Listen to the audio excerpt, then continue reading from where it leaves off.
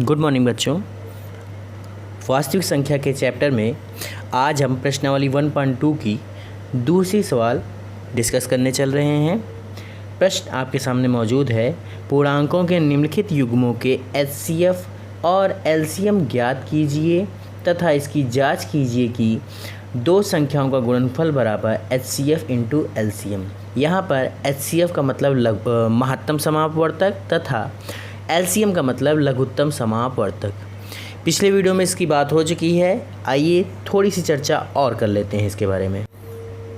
देखिए, सबसे पहले बात करते हैं अंक गणित की आधारभूत प्रमेय, जो कि मोस्ट इम्पॉर्टेंट है। प्रत्येक भाज्य संख्या को अभाज्य संख्याओं के गुणनफल के रूप में व्यक्त किया जा सकता है तथा यह गुणनफल अभाज्य गुणनखंडों के आने वाले क्रम के बिना अद्वितीय होता है। ठीक, ये इसकी प्रमेय है। प्रमेय के अंतर्गत ही आपकी लघुत्तम समापवर्तक और महत्तम समापवर्तक की डिटेल आती है। देखिए, यहाँ पर परिभाषा आपके सामने मौजूद है। इनके अनुप्रयोग के अंतर्गत महत्तम समापवर्तक संख्याओं में प्रत्येक उभयनिष्ठ अभाज्य गुणनखंडों की सबसे छोटी घात का गुणनफल हम लेते हैं। यानी कि यहाँ पर हाईएस्ट कॉमन फैक्टर, मतलब अगर दो संख्याएं ली गई हैं उसमें से जो चीज़ें अभाज्य गुणनफल करने पर जो चीज़ें हमको सबसे ज़्यादा कॉमन मिलती हैं उसको एचसीएफ के रूप में लिखा जाता है। अब आप बात करते हैं लघुत्तम समापवर्तक की। इसमें संख्याओं के संबंध में प्रत्येक अभाज्य गुणनखंडों की सबसे बड़ी घात का गुणनफल हम लेते हैं। कहने का मतलब है, सूत्र के रूप में इस समझिए कि लघुत्तम समापवर्तक गुणे महत्तम समापवर्तक बराबर संख्याएं जो a और b अगर मान ली गई हैं तो a इंटू बी, जहाँ a और b दोनों क्या हैं, धनात्मक पूर्णांक हैं। ठीक, यानी कि अगर सूत्र के रूप में इस तरह से भी लिखा जा सकता है, एच सी एफ ब्रैकेट के अंदर ए बी जो कि संख्याओं को प्रदर्शित कर रहा है into L C M A B जो कि संख्याओं को भी प्रदर्शित कर रहा है बराबर a इंटू बी। ठीक, चलिए सवाल पे बात करते हैं। देखिए, सबसे पहला आपका है 26 और 91। सर्वप्रथम हम 26 के अभाज्य गुणनखंड देखते हैं। 26 को अगर हम देखेंगे तो ये केवल 2 से जाएगा और 13 से जाएगा। 13 को विभाजित नहीं कर सकते, 13 दूनी 26।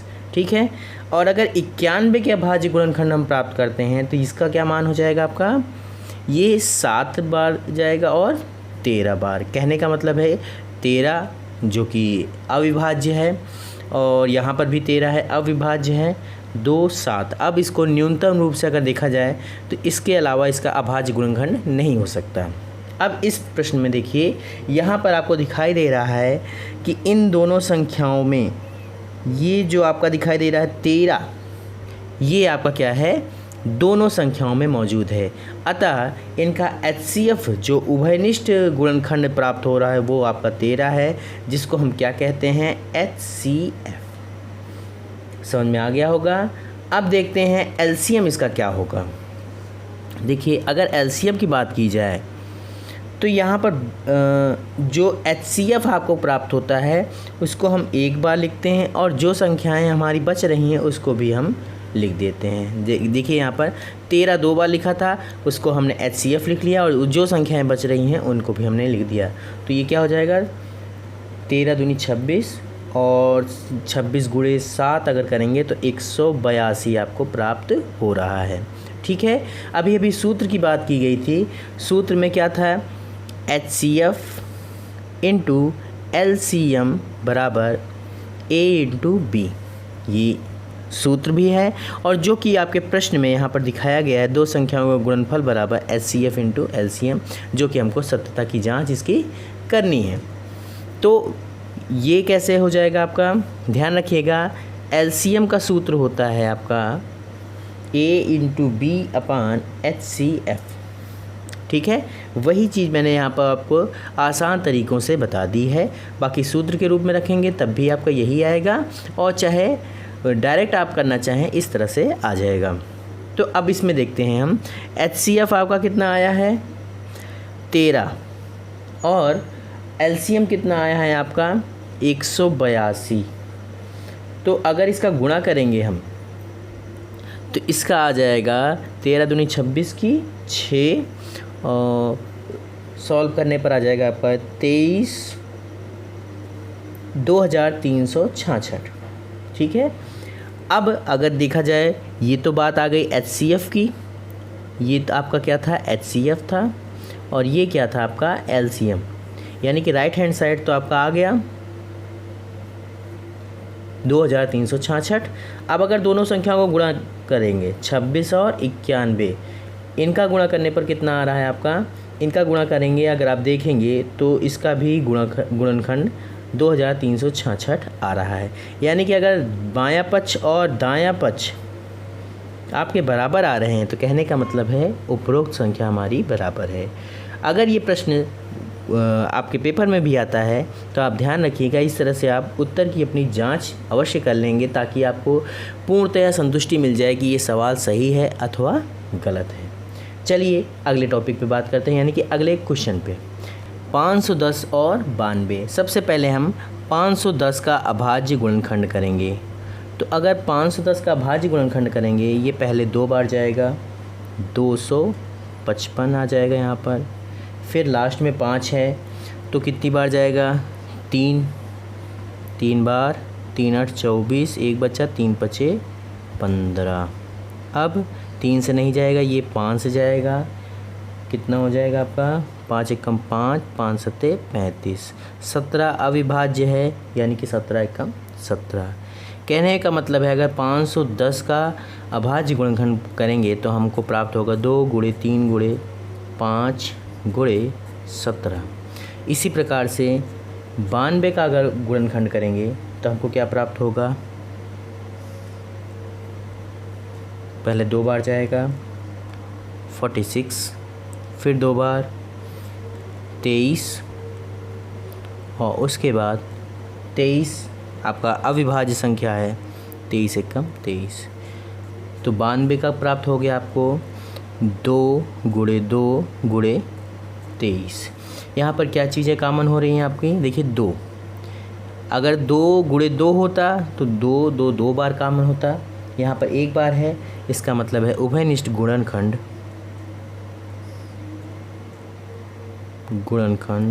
कितना हो जाएगा आपका 2, यानी कि HCF भी आपका क्या प्राप्त हो गया, उभयनिष्ठ गुणनखंड ही आपका HCF होता है, ये आपका 2 प्राप्त हो गया। ठीक इसी प्रकार से मैंने आपको बताया था HCF को हम LCM निकालते समय क्या करेंगे, HCF इंटू, अब HCF निकालने के बाद जो संख्याएं बच रही, जैसे इन दोनों का हमने HCF के रूप में दिखा दिया था कॉमन करके, अब बचा 3 5 17 और 2 23, यानी कि 2 × 3 × 5 × 17 × 2 × 23। यहाँ पर ध्यान रखिएगा 2 एक ही कॉमन किया गया है तो इसलिए ये वाला 2 बच रहा है, यहाँ पर ये इंगित होगा। गुणा करने पर आपका आ रहा है आपका 23,460। अगर इसी को हम सिद्ध करना चाहें कि ये LCM आ रहा है इतना कि नहीं आ रहा है, या हमारा ये उत्तर सही है कि गलत है, तो जैसे कि सिद्ध करना था आपको, दोनों संख्याएं कौन कौन सी थी, 92 और 510, इनका गुणनखंड करेंगे तो आ रहा है 46,920।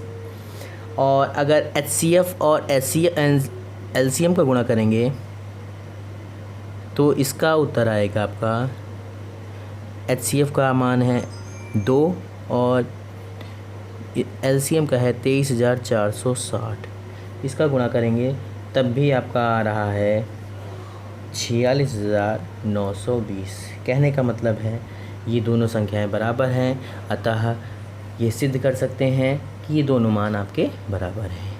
सबसे इम्पोर्टेंट लास्ट थर्ड ऑप्शन क्या था आपका क्वेश्चन, 336 और क्या है आपका 54। पहली सवालों की तरह ही इसको भी हल करेंगे। 336 का अभाज्य गुणनखंड निकालेंगे तो क्या आ जाएगा आपका, पहले 2 बार जाएगा, बचेगा 1 6 8, फिर 8 लास्ट में है, 2 बार फिर जाएगा, कितना आएगा 2 और 16, 2 चौक 8, फिर 2 बार जाएगा, 2 चौक 8, 2 दूनी 4, फिर 2 बार जाएगा, 2 दूनी 4, 2 एक कम 2, अब नहीं जाएगा ये, अब ये 3 बार जाएगा, 3 सते 21 और 7 एक कम 7, यानी कि कहने का मतलब है 336 का अभाज्य गुणनखंड आपका प्राप्त होगा 2 गुणे 2 गुणे 2 गुणे 2, 1 2 3 4, 4 बार लिखा गया है, यहाँ पर भी 4 बार, गुणे 3 गुणे 7। और इसी प्रकार से 54 का भी अगर गुणनखंड करेंगे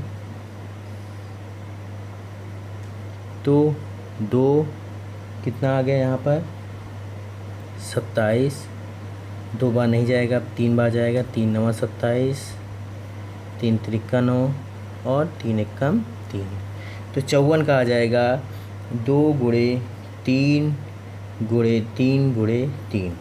यहाँ पर 2 और 3 आपके देखिए यहाँ पर इतना और इतना ये कॉमन हो रहा है, तो HCF आपका क्या प्राप्त हो जाएगा 2 गुणे 3 यानी कि 6, ठीक है। और LCM क्या हो जाएगा आपका, 2 और 3 को छोड़ दीजिए तो 2 गुणे 2 गुणे 2, 2 गुणे 2 गुणे 2 गुणे 7 गुणे 3 गुणे 3, टोटल वैल्यू आ जाएगी आपकी 2 दूनी 4 दूनी 8, 8 से 56, तो टोटल वैल्यू इसकी आ जाएगी आपकी 3024। और इसको हल करेंगे तो प्राप्त हो जाएगा, या कह सकते हैं ये डायरेक्ट आपका LCM हो गया ये, और ये HCF हो गया। इन दोनों का गुणा किसके बराबर होना चाहिए, दोनों संख्याओं के गुणनफल के बराबर, यानी कि 54 गुणे 336 गुणा करके आप देख लीजिएगा, इसका मान आएगा 18,144 और इसका भी मान आएगा 18,144, जो कि RHS और LHS आपका आपस में बराबर है, ठीक है। आशा करता हूँ आपको वीडियो समझ में आया होगा। अगर कोई दिक्कत आ रही है तो आप फिर से कमेंट कीजिए, मैं इसको और ज़्यादा अच्छे तरीके से समझाने की कोशिश करूँगा। नेक्स्ट वीडियो में हम लोग 3rd क्वेश्चन की बात करेंगे।